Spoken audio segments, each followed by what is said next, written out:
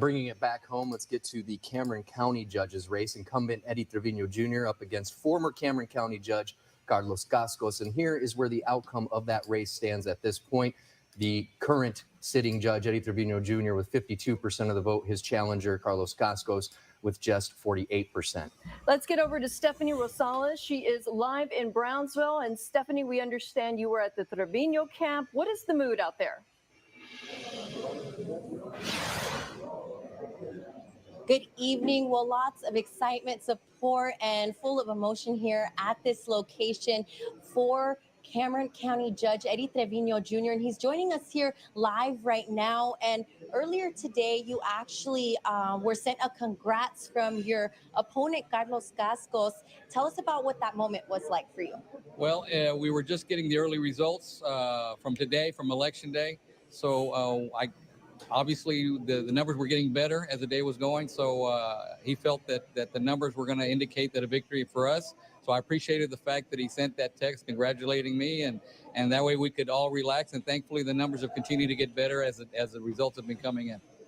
And tell us about what's next. What can Cameron County residents expect? Well, as I said 4 years ago, 6 years ago, 4 years ago, and I'm saying it, repeating again tonight, we're excited about the opportunity and the privilege and the honor of serving as Cameron County Judge. We've got a lot of projects to work on: the Second Causeway, the East Loop, infrastructure, economic development, our quality of life. We're going to keep working on all that. There's a lot more to get done, and we're proud to keep working for the citizens of Cameron County. We're excited. Okay. Well, thank you so much for joining us and for being here with us, and also we'll keep you updated as those results keep coming in. But for now, back to you in the studio live in Brownsville. Stephanie Rosales, Channel 5 News.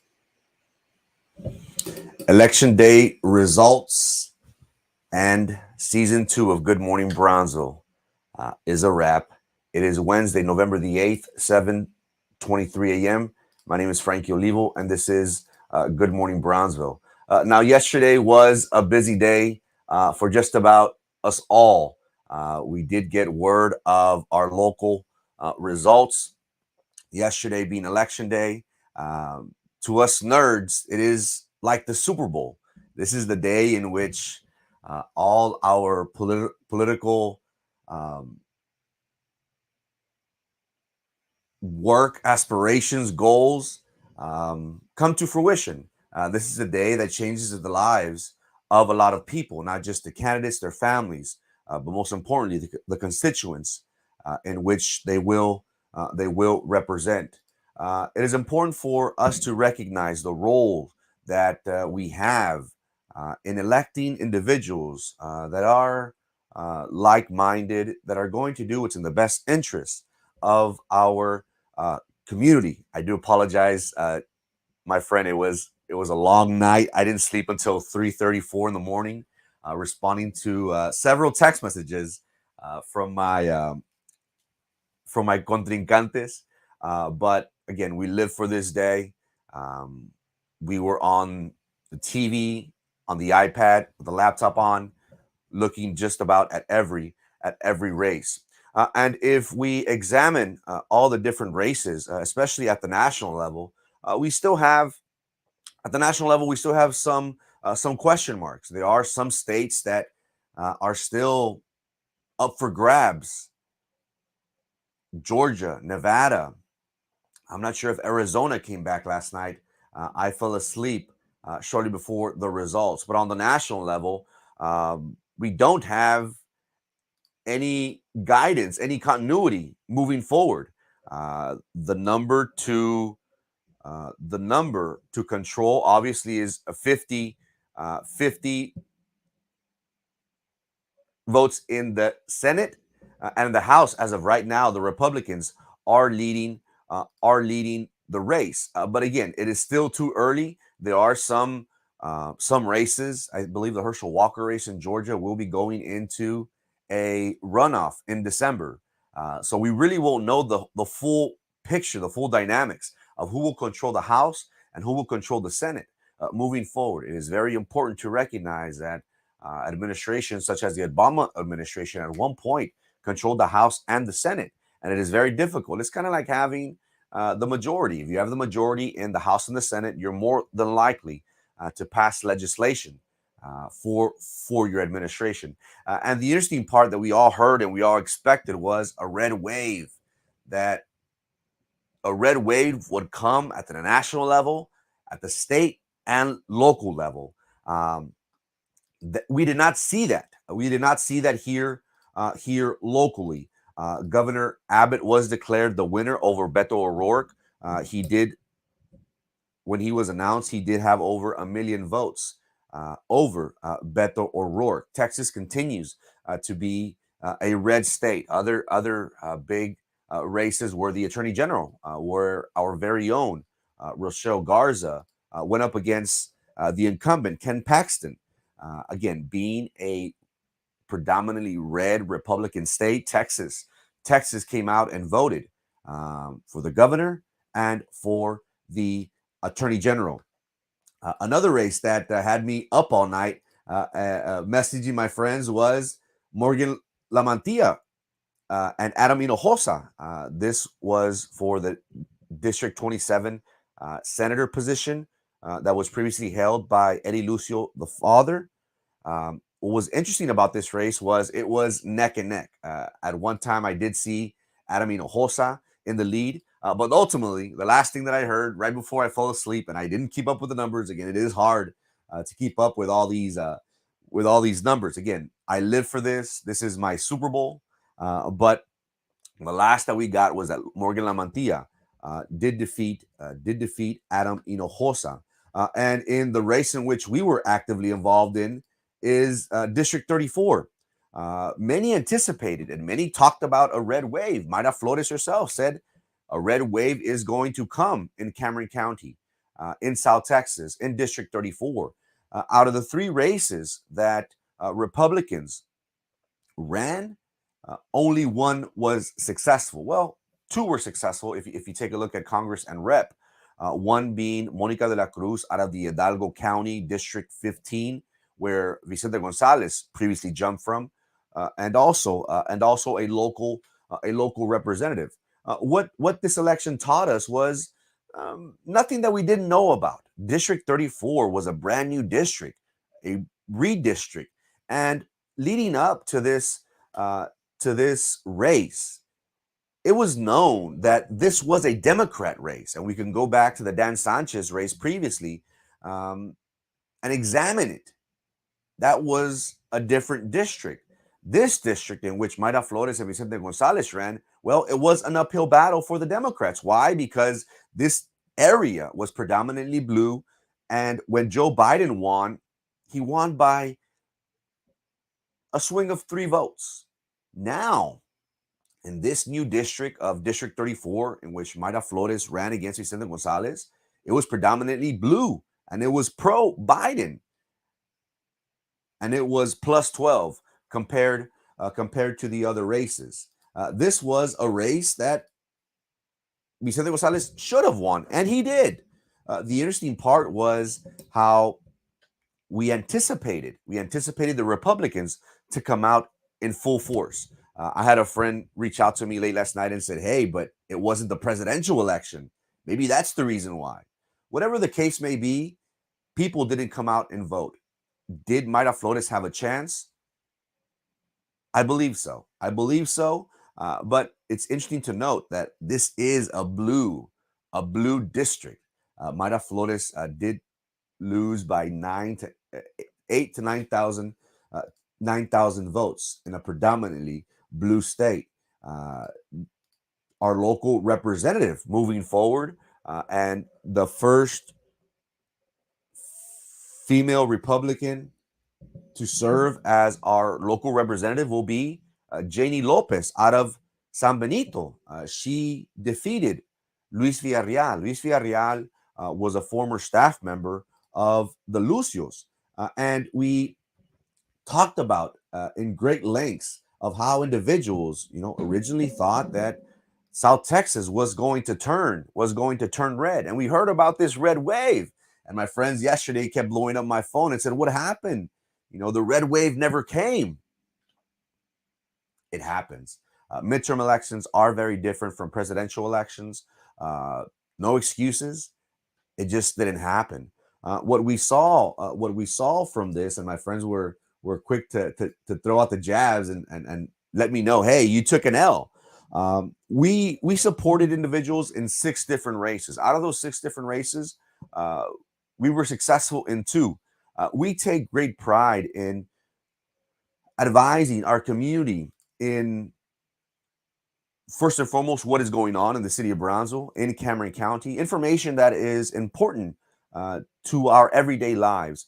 I try and present information and candidates that I support that are going to bring resources, jobs available to our area. We have seen how time and time again, different administrations come into power, and we think that, oh, this is what Brownsville needs to move us forward.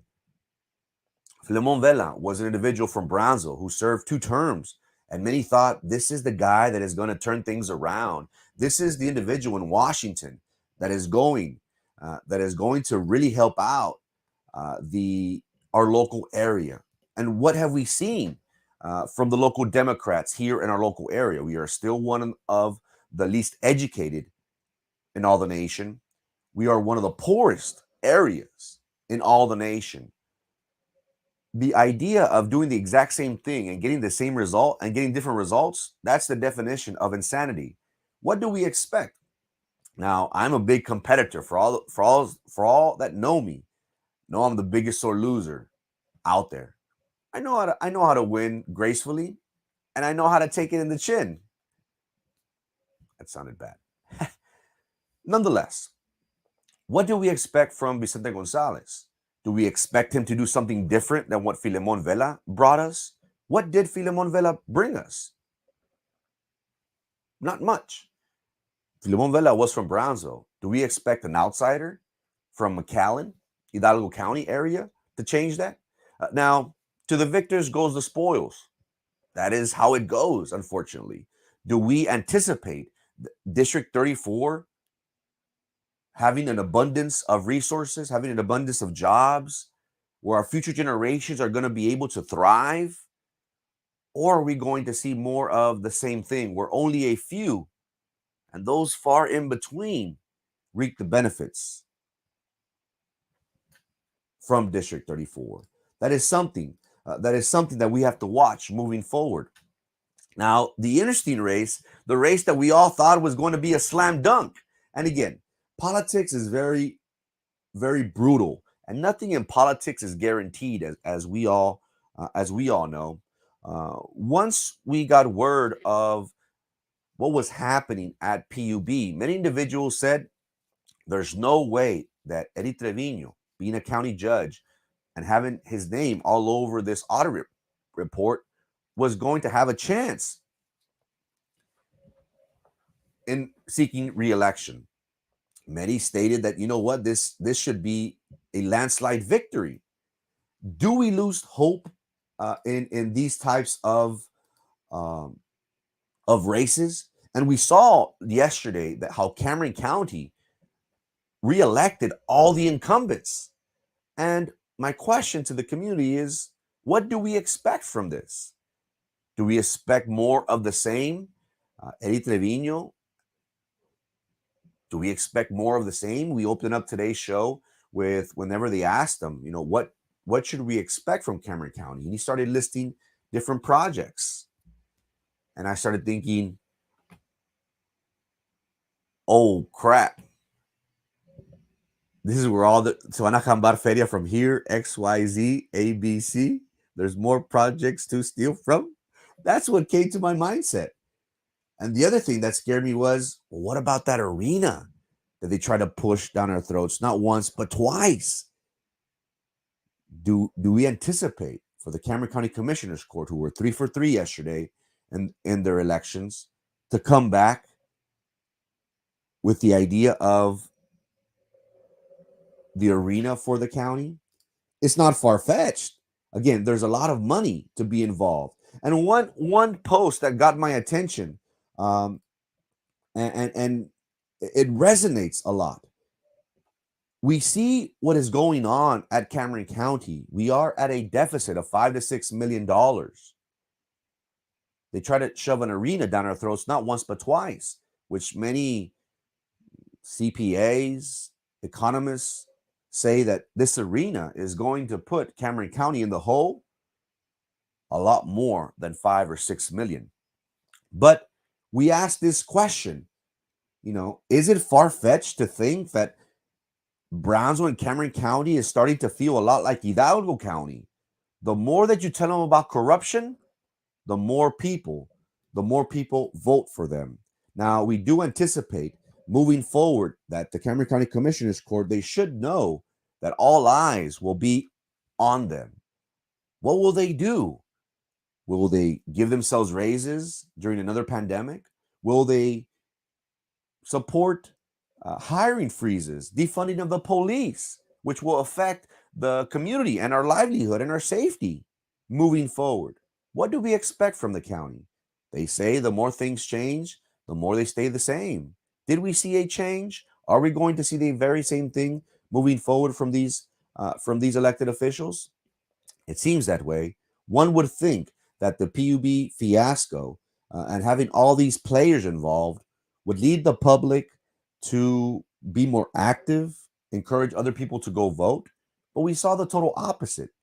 It's as if corruption, where they steal money from here and they pay for their re-elections, is what it takes to keep all the cylinders rolling.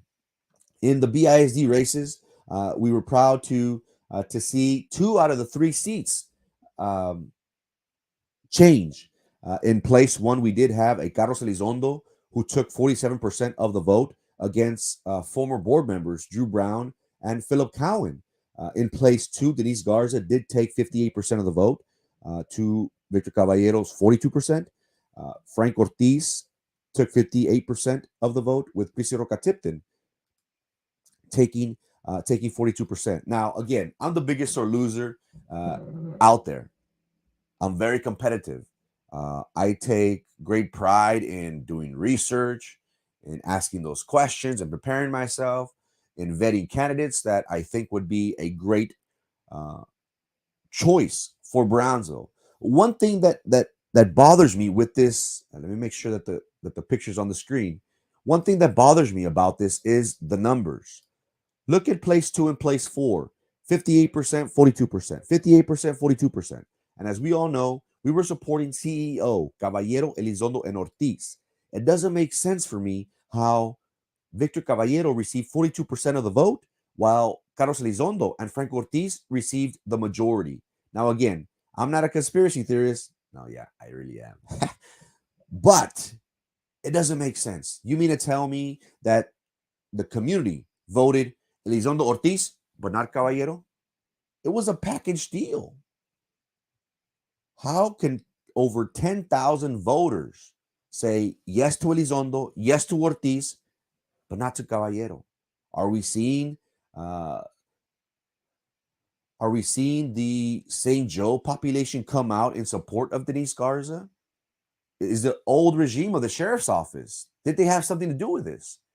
Do her family ties to Joey Lopez? Is that the dynamics?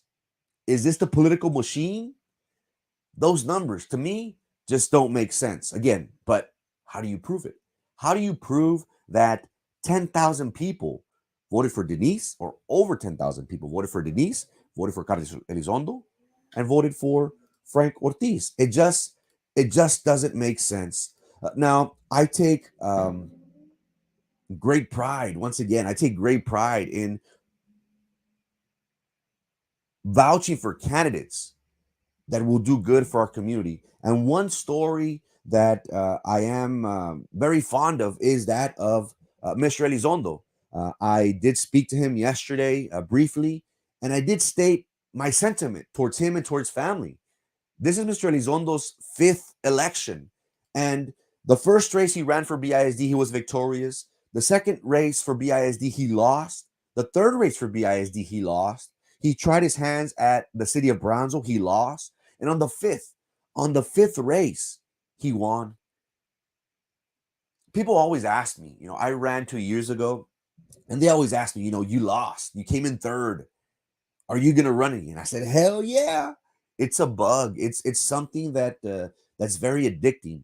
Me personally, it is very addicting to have individuals come to you and either want you to solve their problems or see you as a way to make or to bring about positive change. It's very empowering for me just to have we have a great numbers today, just to have each and every one of you live on the tube listening to what is going on.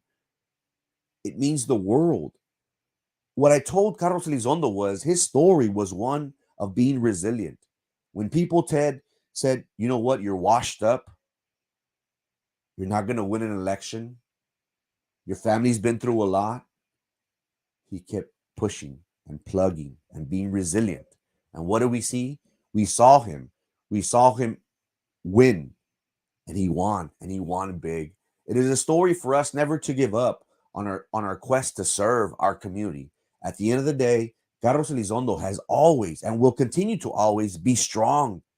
I saw that personally. And you form bonds. You form bonds with people whenever you run. And I will always be grateful to the Huerta family, to the Elizondo family, for sharing that camaraderie, that experience when we ran for BISD 2 years ago. The story of Elizondo, to me, is very important for the community to recognize. If we first don't succeed, dust yourself off. Dust yourself off and try again. Frank Ortiz was another candidate that did unseat an incumbent. Frank Ortiz has over 30, 40 years experience in administration. He knows the ins and outs. He knows the roles and how employees feel. He knows what it's like to live in their shoes. This race was very, very important, and this was a victory for the community. Even though we were vouching for 3 races, we were successful in 2 of them. It is important for us to recognize that those individuals that we just mentioned, Elizondo and Ortiz, will be working for the community. Those 2 men have vouched and said, this seat is not mine, but the community moving forward. But politics is all about dynamics. And the idea is you need 4. That's the number. 4 is a number in order for you to either pass legislation or get things done. You know, nobody wants to be in the minority. But what is interesting about this race is that even though 2 out of 3 races were won, there is still hope that these individuals, Carlos Elizondo and Frank Ortiz, will take majority and be able to change the dynamics and culture at BISD.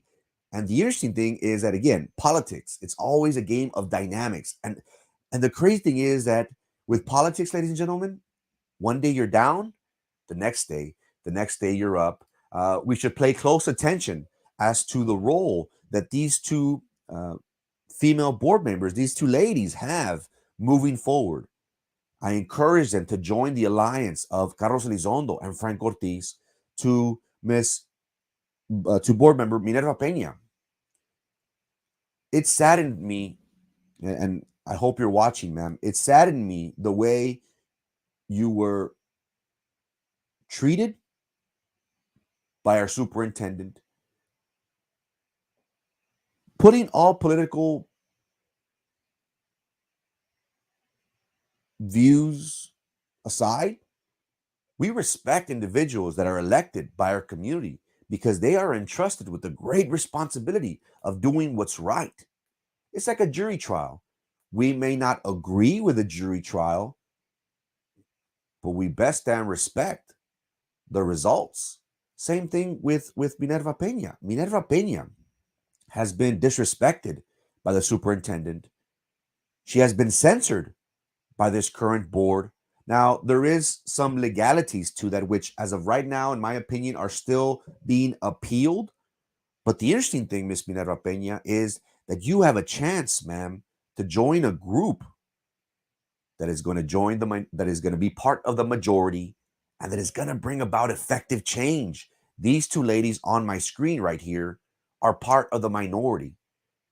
Miss Jessica Gonzalez This is your chance, ma'am, to be part of the majority and bring about the effective change that your constituents, that our constituents, that we elected you to.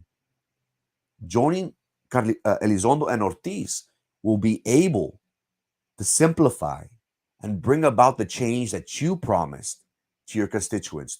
Your platform will be able to come to fruition. Again, I asked Ms. Pinero Peña, you were entrusted with the role of fighting for the community. And what did this current board do? They censored you, ma'am. The superintendent spoke with you with great disrespect. And I took offense to that. I saw the previous board meeting on Monday. No board member should be treated that way by our superintendent. Our superintendent is there to work with our board members. Our superintendent is there to respect our board members. And what have we seen from this current administration? Rene Gutierrez, he has disrespected the likes of Minerva Peña. My plea is not for personal gain or for wanting things of my own. It's to the greater need of the community. It is time for us. It is time for us to come together. You have the opportunity to join the majority. It will be interesting It will be interesting to see how this unfolds again, because politics, ladies and gentlemen, is very, very tricky. From one day to the next, things change in a New York minute. Our hope and prayer is that we form a majority on the school board to bring about the effective change that Brownsville, that BISD so desperately deserves. My plea to board members Minerva Peña and Jessica Gonzalez is to reach out. You were in the minority for far too long. Were you able to pass legislation? Were you able to implement the ideas and goals that you have or had at one point for your community? Now is the opportunity for you to grab the bull by the horns, Rene Gutierrez by the horns, and say, you work for the board. Your obligation is to the community. This is where it changes. Our hope and prayer is that a majority is formed with these two new board members. That way we can bring about the effective change that we so desperately needed. Now,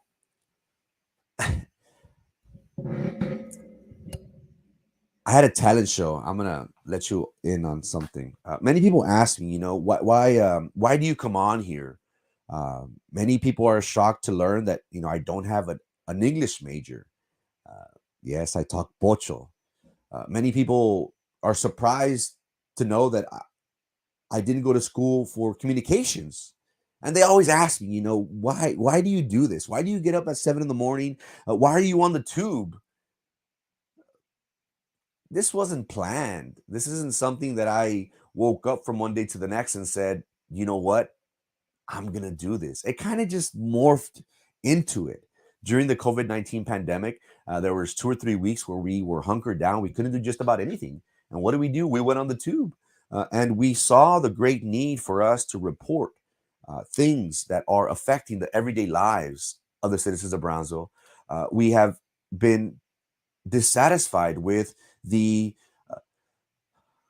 or lack of reporting that we have. We don't have investigative journalism at the Brownsville Herald. We don't have just about any information coming out. Why? Because the government entities, the politicos, they choose what gets released to the press and what doesn't.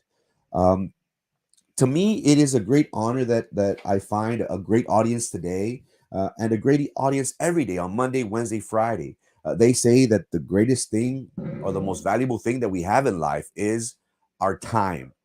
So for you to give me a few seconds out of your day, a few minutes while you're getting ready for work, on the road, or having a cup of coffee, for you to tune in to Good Morning Brownsville, to me, it means more to me than gold. It is our wish that we can share information, because at the end of the day, knowledge is power. I don't do this for clout. I don't do this for fame, for attention. I'm the most humble person you will ever meet. And yes, I am human.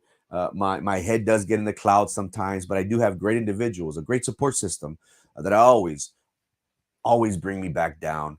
Um, with that being said, this is a wrap of season 2, Good Morning Brownsville. We started back up back in January, and our focus has always been of presenting our community with vital information. We've talked about the arena. We've talked about Mayra Flores's landmark victory, the first Republican Latina to win Congress here in South Texas. We've talked about the PUB fiasco day in and day out.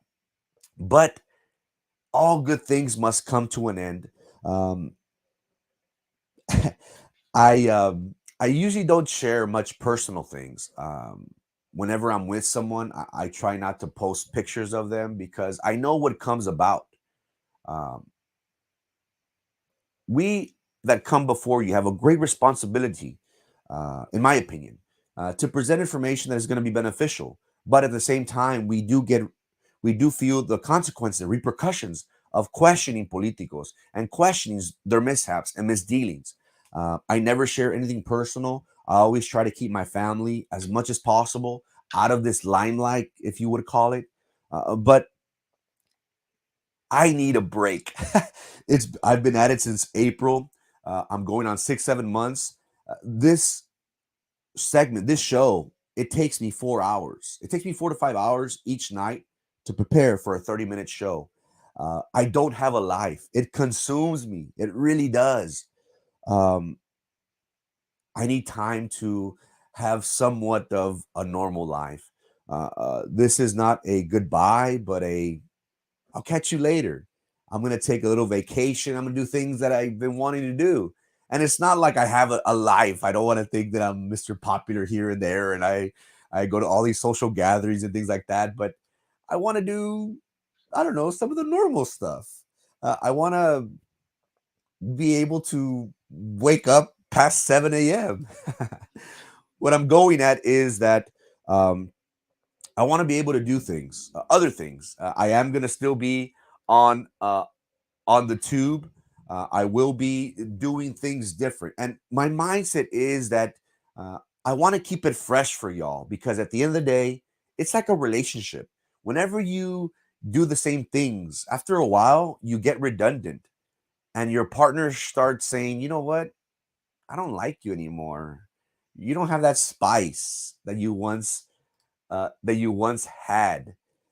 I want you to desire me. I want you to say, I want to listen to him." It sounds weird, I know, but I want y'all to notice when I'm not around. I want you to say, hey, what happened to that guy? Is he still around? Again, I take great pride in coming on before you, and I try to give you the very best of myself and the very best information as much as possible. And it's not easy; it consumes me. But season 2 of Good Morning Brownsville is a wrap. I will be coming on here and there. I want to do the sports talk. I want to bring that up a little bit more, give a little focus to that. I do want to pay more attention to my personal life, whatever the hell that means. But I need a little break. And this is something that we've been talking about for a while. I always said right after the election, I'm going to take a little break. And then once I'm up and ready, I'll be at it. Last time I took a break around November. I didn't come back until April. That's 6 months. I don't anticipate me going off for too long, but I do need a break. With that being said,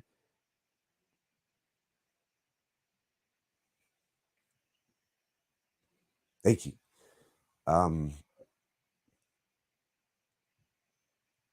This is awesome. We do enjoy what we do and we take great pride in it. And all I can say is thank you. Thank you so much for each and every one of you.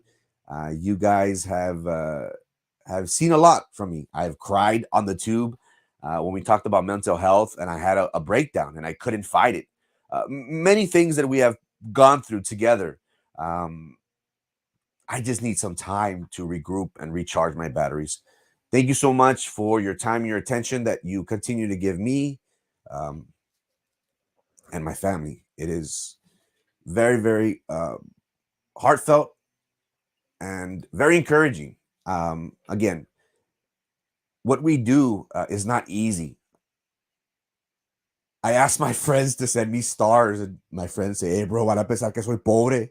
Van a pensar que estás pobre." And I'm like, "Well, bro, I am broke. I just started my business. I'm broke. Send me stars." It's not easy. You know, we are trying to make it big. We are trying to do the Joe Rogan thing. We are trying to hit it big on Spotify. Univision, if you're watching, hit me up. We all trying to make it big. I take great pride in knowing that I have individuals that are always asking me, "Frankie, do you need anything? Here's $50. You know who you are. Thank you so much. Here's some stars. Here's for some Cokes. Here's for some snacks." Uh, and we do this because not because we need the money, because we're dying for the money, but because it keeps us motivated. It keeps us going. It gives us that extra motivation to say, you know what? Hey, man, I got $2 today on my stream. I got $5 today for my stream. I'm gonna give them hell today. In a perfect world, right? But thank you so much from the bottom of my heart. It means the world to me for y'all to come and spend a few seconds, a few minutes out of your day to post your comments, just letting me know that you're here, alive and well, and listening. Again, the most important thing that we have in life is our time. So for y'all to give me a few seconds, a few minutes out of your day, to me, it means the world. Hope to see you y'all very soon. I will be going on sporadically because I want to stay in touch, but you won't be seeing me. You won't be seeing me on Mondays, Wednesdays, Fridays. I want to dedicate my time to I don't know, maybe romance. Maybe romance is in the air. Again, this show has affected many of my relationships. Some personal, um, some very personal. It has affected at least two relationships of mine. And I'm trying to find that balance. Again, I don't like to share personal stuff. I always try to keep it to the facts, to the news. But this has affected me greatly. But I always try and manage and balance life as much as possible. I need a break. I need time to recharge. And I know y'all will be okay with me. But again, the partner wants to be desired, wants you to notice when I'm not around. I hope that is the case with me. Season 2 of Good Morning Bronzo, that is a wrap, ladies and gentlemen. Stay tuned for season 3. I am gonna switch it up a bit. We did 30 minutes for season 2. Season 1 was an hour. I think season 3, I'm gonna chop it up a bit. I'm gonna do 5-10 minute segments because again, it is hard to captivate an audience, ladies and gentlemen. It's hard to keep you wanting more and more, and to maintain one's attention is very, very difficult.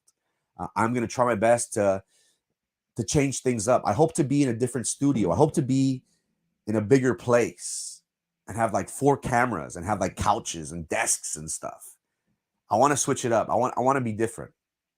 I want to give you my very best. But in order for me to do so, I need some time off to regroup, to reassess, and then to give them hell once we're ready. Thank you so much for your time and your attention. Season 2 of Good Morning Bronzo is a wrap. I got nothing but love for each and every one of you. Thank you so much for your time and your attention. Hope to see you when I see you. God bless.